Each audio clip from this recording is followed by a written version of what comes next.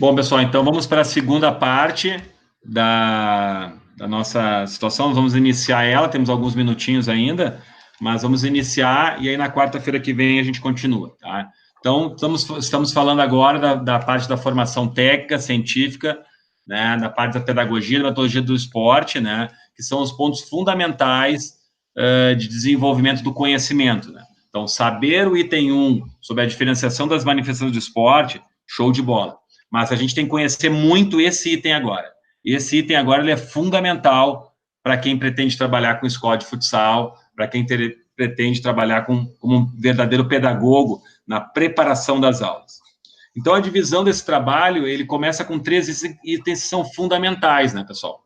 Saber por que eu estou ensinando, então, os objetivos, né, muito claros do que eu quero, qual é a minha filosofia, o que eu entendo sobre esporte, o que eu entendo de como uma criança aprende, o que eu entendo de ser humano, tudo está aqui dentro dos objetivos, né? Então, a minha filosofia, os meus princípios, eles vão nortear os meus objetivos, né? Então, eu tenho que saber por que eu estou fazendo aquilo ali. Segundo ponto, eu tenho que saber ensinar, né? Ou seja, que meios eu uso para ensinar, né? Mas para eu saber que meios eu uso para ensinar, eu tenho que saber o que eu tenho que ensinar, né? E aí que vem aquele contraponto que eu falei inicialmente lá no início do nosso curso de hoje, né? Que em determinado momento, em relação ao desenvolvimento de paradigmas da educação, né, que invadiram o esporte, uma interpretação errada do construtivismo, né, passou-se a pensar que ensinar esporte fazendo um contraponto do paradigma de competição, em excesso de competição, né, sai de um, vai direto para um outro, um extremo totalmente contrário, que ensinar esporte, largar uma bola e deixar as crianças jogando. E quando, na verdade, como pedagogos do esporte, a gente tem, sim, a responsabilidade de ensinar, né? E aí, então, saber o que tem que ensinar, que conteúdos, né, que a gente tem que devem ser trabalhados, né? E aí, então, a gente vai passar, então, para aquela pergunta, né? Para que a gente vai ensinar futsal? O que nós estamos fazendo, o que nós estamos propondo para essa comunidade que está desenvolvendo o esporte com a gente? E aí, nós temos aqui algumas situações de objetivos, né? Por que eu estou ensinando futsal? Né? Então, todos são importantes, né? Nessa formação de competências e capacidades, todos os itens são importantes, não tem um mais importante que o outro. Então, eu vou ensinar futsal para educar as crianças, para auxiliar no processo de socialização, para desenvolver a emancipação, ou seja, desenvolver uma autonomia. E aí, abrindo um parênteses aqui, como é que a gente vai desenvolver a autonomia de jogo das crianças se a gente narra todas as jogadas deles, a gente diz tudo que eles têm que fazer? Então, nós temos que colocar os níveis de dificuldade e as situações de problematização da aprendizagem dentro do treinamento, e não ficar o tempo inteiro dizendo para as crianças que eles têm que fazer. O que a gente tem que fazer nesse processo também de emancipação é fazer as crianças pensarem sobre os acontecimentos. Então, a criança fez uma determinada situação de resolução de problema do jogo e não acertou a jogada, né? E vocês observam que aquilo ali é uma lacuna, se não for intervido, não houver uma intervenção, vai ficar uma lacuna ali. Então, eu posso fazer vários tipos de intervenção. Eu posso explicar para a criança como talvez pudesse ser melhor, eu posso demonstrar para ela, eu posso questionar ela, né? Olha, a forma, tu chegou a olhar para o gol quando tu chutou? Ah, professor, não percebi. Bom, então quem sabe na próxima tu procura pensar como na hora de chutar, olhar para o gol, né? Ou tu pode dar sugestões, né? Então, as estratégias de aprendizagem, essas 4 são fundamentais, mas eu preciso entender, né, que eu não posso robotizar essas crianças e, mais do que nunca, fazer um processo de direcionar tudo que a criança vai fazer. Senão a gente vai criar uma criança dependente do treinador, e não é isso que, se a gente fosse pensar numa formação esportiva, essa criança, o futuro jovem, vai ser sempre um dependente do treinador, nunca vai conseguir criar situações diferentes do que a gente pode ter como uma situação de qualificação, de uma situação autônoma, né? Segundo item importante, nós ensinamos futsal para qualificar a saúde dessas crianças, né? Os hábitos de vida. Então, por isso é tão importante a gente falar, claro que em alguns momentos da aula, né, situações de alimentação correta, hábitos corretos, dormir cedo, escovar os dentes, né? A saúde, não só uma conotação de saúde física, como também uma situação de saúde mental e psicológica, né? Então, por que eu devo respeitar meus colegas? O que acontece quando alguém me desrespeita? Como eu me sinto? Né? Então, são situações também para qualificar esse processo. E aí entra aquela situação de desenvolver as potencialidades das crianças, né? A potencialidade física, coordenativa, técnica e tática. Quanto menor as crianças, quanto menor as crianças, mais a gente tem que dar ênfase no trabalho coordenativo, das técnicas, né? Então, a capacidade coordenativa, ela é básica. Os movimentos que a criança vai desenvolver, os movimentos básicos, os movimentos básicos do jogo, para o desenvolvimento técnico do jogo e para ela poder ter uma performance tática, ou seja, a inteligência do jogo, tomar decisões melhores. Então, a parte coordenativa, ela é fundamental. Quanto menor as crianças, mais a atividade coordenativa vai ser desenvolvida, né? E, por fim, né, para desenvolver harmonicamente os processos psíquicos e psicossociais, né? Então, vamos só discernir um pouquinho esses processos psíquicos e psicossociais. As capacidades psicológicas são divididas em 3. Primeiro, a capacidade de motivação, né? Uma criança só vai permanecer no esporte se ela estiver motivada, se ela tiver adultos que estão ali utilizando como referência de avaliação do trabalho dela a autorreferencialidade, o que ela fazia ontem para o que ela faz hoje, né? Ela só vai poder desenvolver uma motivação se as atividades que ela está jogando ali estão de acordo com o nível das necessidades psicológicas. Quanto menor a criança, mais o lúdico chama atenção para ela. Quanto maior a criança, o trabalho lúdico, cooperativo e competitivo tem que estar muito forte para poder motivá-las. Um outro viés importante das capacidades psicológicas, são aspectos cognitivos, né? Fazer a criança pensar o jogo, sabe? Fazer a criança resolver problemas, para poder desenvolver os aspectos intelectuais de conhecimento do jogo. E, por último, os aspectos psicossociais. Que aspectos seriam esses?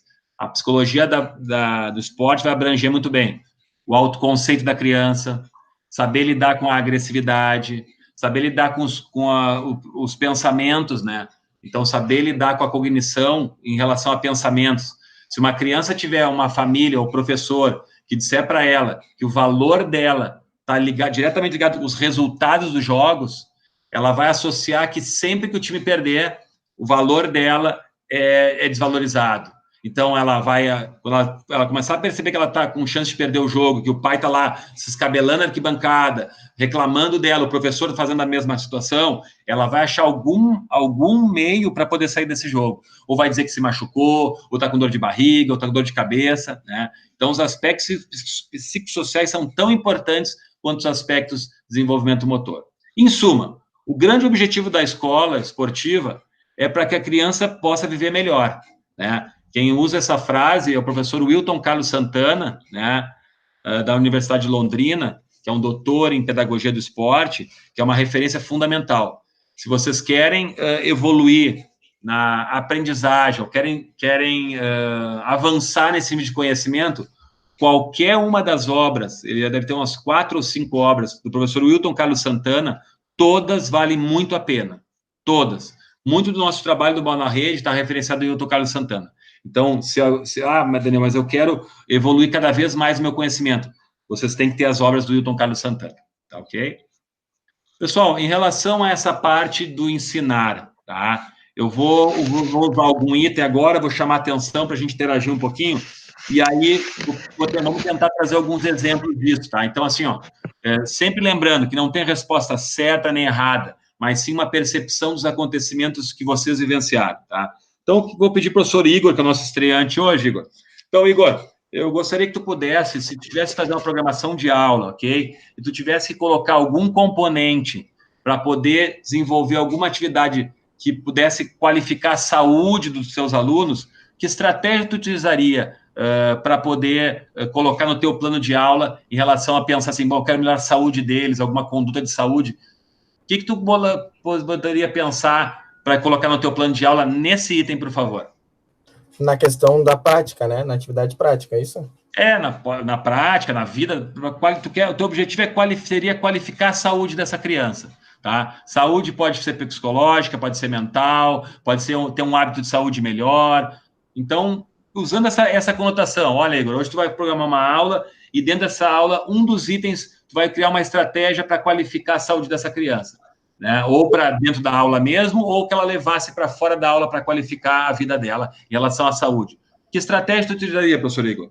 Bom, eu ia pegar uma metodologia específica, tipo toque, ou, sei lá, deslocamento, ia trabalhar algumas atividades, e aí em cada atividade perguntar o que eles acharam, o que eles podiam melhorar, perguntar para cada aluno e fazer tipo um debatezinho durante as aulas, durante a atividade. E no final fazer um jogo, e aí que nem eu acompanhei as aulas dos professores, que eles paravam e faziam as táticas de ala, e atacante e tal, volta, levanta a cabeça, olha pro gol, chuta, fazer essas intervenções também durante o jogo, e a cada parada, né, que a gente faz ali 2 tempos, né, troca o campo e tal, ou troca o time, e fazer também aquele debatezinho perguntando o que pode melhorar, o que tu errou, aquela jogada que tu fez, o que tu pode fazer.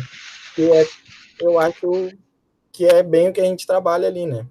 Pelo menos não é bem específica, né? É bem aberto o que eu disse, né? E me diz uma coisa, o que isso traria de benefício para a saúde da criança? Bom, tem a parte psicológica do que eu tenho que fazer, tem o desenvolvimento da prática, por exemplo, se eu for trabalhar alguma coisa específica que nem toque.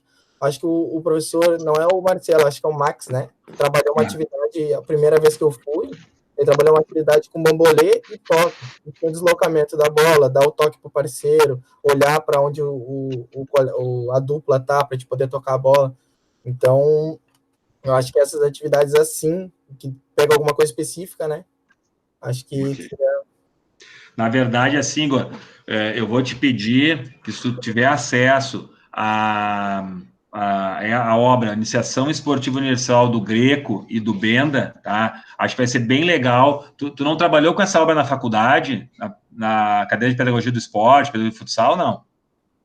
acho que eu trabalhei, mas foi passado meio por cima, né? Que na faculdade as cadeiras não se especificam muito, né?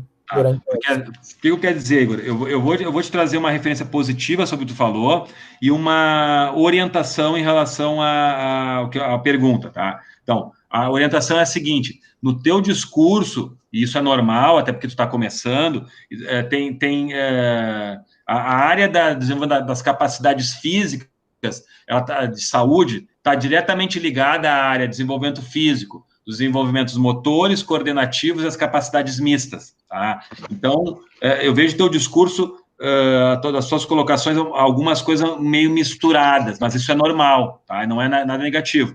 Eu acho que tu lendo essa obra, ela vai te ajudar a poder canalizar o teu conhecimento para cada área. Tá? Então, mas uma coisa que eu achei muito positiva da tua colocação está diretamente ligada a essa tua preocupação de fazer a interação entre professores e alunos na busca de qualificação do conhecimento. Né? Quando tu traz essa situação de debater com alunos aquela situação, de tentar buscar soluções para aquelas situações, né? Tu coloca a criança como um protagonista do processo e, mais do que nunca, tu vai qualificar também a saúde dela. Evidentemente que esse não era o foco principal, a gente entra por um outro lado, um viés mais de desenvolvimento cognitivo, tá?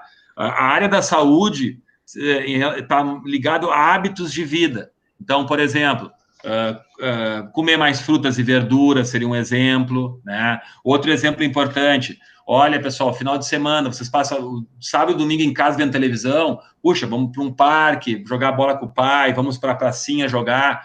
Então, a pessoa tentar utilizar a atividade física ou esporte como uma forma de prevenção de obesidade, prevenção de estresse, prevenção de pressão alta, compreende o que eu digo? Sim, sim, professor, entendi. Então é só esse detalhe, Igor, tá? Só para que assim, ó, a gente poder devagarinho, desde cedo, poder colocar cada coisa no seu lugar ali certinho, tá? Mas essa tua intervenção de tu ter percebido em pouco tempo tu tá com a gente, essa situação das relações e de protagonismo professor e aluno, isso demonstra assim o quanto tu tá com os teus canais perceptivos abertos para aprender. Parabéns, professor, hein? Obrigado. Bom, professor Erison, ok? Tá por aí, professor? Oi, sim. Professor Erison, agora vamos pensar, professor, numa situação que, no teu plano de aula, pode ser em qualquer momento da aula, tu ia colocar alguma situação, pode ser na aprendizagem, ou como tu achar melhor, tu que vai fazer a conotação, para trabalhar alguma situação de autonomia, de emancipação, para que a criança pudesse ter autonomia para poder aprender alguma coisa ou executar algum movimento. Então, essa seria a situação para te colocar no teu plano de aula, por favor, professor, de trabalhar emancipação, autonomia para a criança. Eu poderia fazer uma atividade onde que eu deixo eles livres para colocar uma regra no jogo. Primeiro, por exemplo, um aluno vai botar uma regra, vai ser 2 toques na bola, vai ser 3 toques na bola, daí o próximo muda a regra, não pode repetir. Daí vai dando autonomia para eles ir se adaptando e criando situações de jogo. Gostei do exemplo, Erison, porque tu, de novo, como o Igor, tu volta a dar uma possibilidade de protagonismo para as crianças, né? E quando a criança tem a oportunidade dentro da aula de criar situações, provavelmente ela vai trazer o histórico dela, vai trazer coisas que talvez nós não tivéssemos pensado. É uma ótima estratégia para a autonomia e é uma ótima estratégia também para trabalhar as relações entre eles, porque no momento que eu tenho que, entre aspas, me sujeitar à regra de outro colega, eu também estou respeitando e também estou me colocando no lugar do outro. Né? Então, excelente, professor, muito bom a tua colocação. Professor Gustavo. Aí, professor Gustavo. Fala.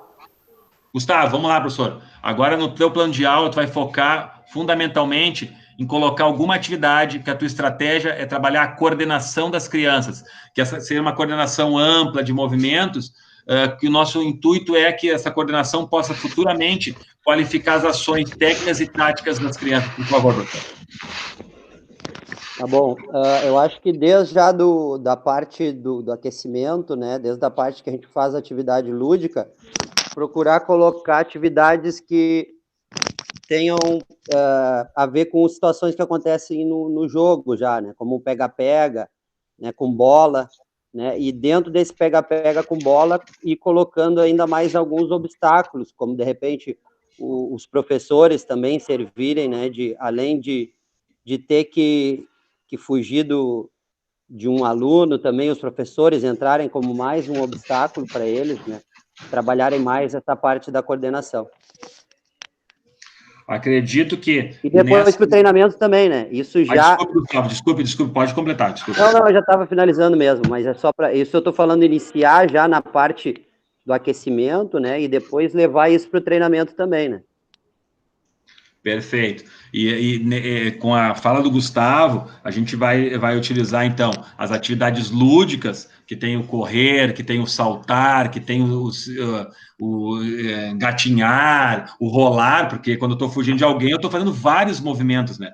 Então, a parte coordenativa, ela entra dentro da brincadeira, né? Dentro das diferentes brincadeiras, o paredão, o pega-pega paralítico, onde eu tenho que executar uma série de habilidades de desenvolvimento motor amplo que vão me ajudar para o jogo, né? E o Gustavo ainda complementou com atividades específicas do jogo, né?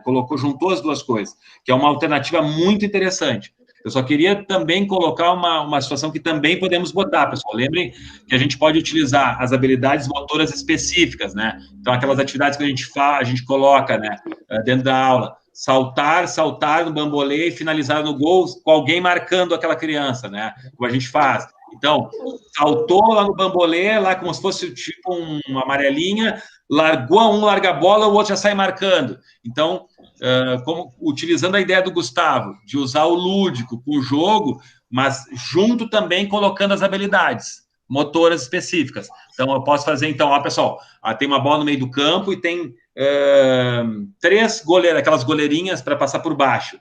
Quando eu apitar, vocês devem passar rapidamente por baixo, trabalhando as habilidades de engatinhar no chão ali, tem que levantar e disputar aquela bola, né? Então, sempre lembrando que a lógica pode ser direta, como o Gustavo fez, né, botando um jogo lúdico, mas ela também pode colocar as habilidades motoras específicas junto com o trabalho, tá? Mas foi uma ótima sugestão, Gustavo. Marcelo. Sim, professor. Bom, Marcelo, agora eu vou te dar uma tarefa, quero ver como você vai sair dessa aí, Gustavo, Marcelo. Marcelo, assim, ó, Eu vou pensar em autoconceito como sugestão, tá? Autoestima, autoconceito. Eu vou usar também como sugestão agressividade, tá? E vou botar também ansiedade, tá? Que são 3 habilidades psicossociais, tá? Tu pode escolher uma delas, autoconceito, agressividade, ansiedade, qualquer uma das 3, e tu vai tentar formular ou perceber na tua aula alguma intervenção que tu pudesse fazer para ampliar, melhorar o autoconceito, ou para diminuir a ansiedade da criança, ou para diminuir a agressividade dela, ou para intervir em alguma coisa que tu observou para não prejudicar qualquer um desses 3 itens. Eu acho que, bom, o ano passado a gente teve o primeiro ano que teve bastante variações de emoções, né? Perfeito. E a gente teve bastante questão de agressividade, não física, mas porém através de xingamentos e outras coisas, né? O que a gente achou ali de melhor maneira para resolver era a base de conversa, né, Daniel?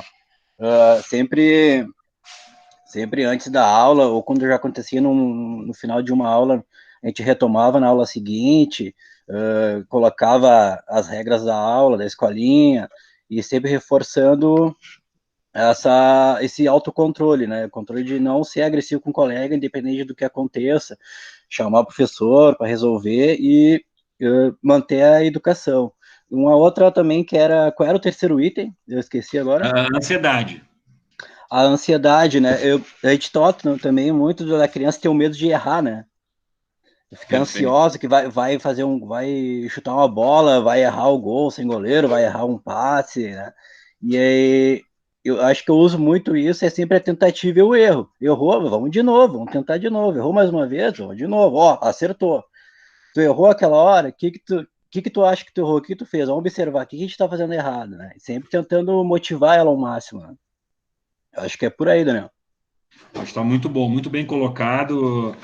Acho, Marcelo, tu teve a preocupação, pensando no desenvolvimento psicossocial na parte de agressividade, tu teve a preocupação de 2 aspectos importantes. Primeiro, teve a situação de ter o cuidado em primeiro fazer as combinações com eles, né? E ao mesmo tempo as intervenções. Esses 2 pontos são fundamentais para o professor poder qualificar e ter o cuidado das situações psicossociais, ou seja, combinações anteriores, olha, aqui na aula, vocês não podem reclamar dos colegas, vocês não podem desqualificar os colegas, né? Mas, ao mesmo tempo, vocês podem ajudar, vocês podem elogiar, então essas combinações são coisas fundamentais, né? São situações pré-acontecimento.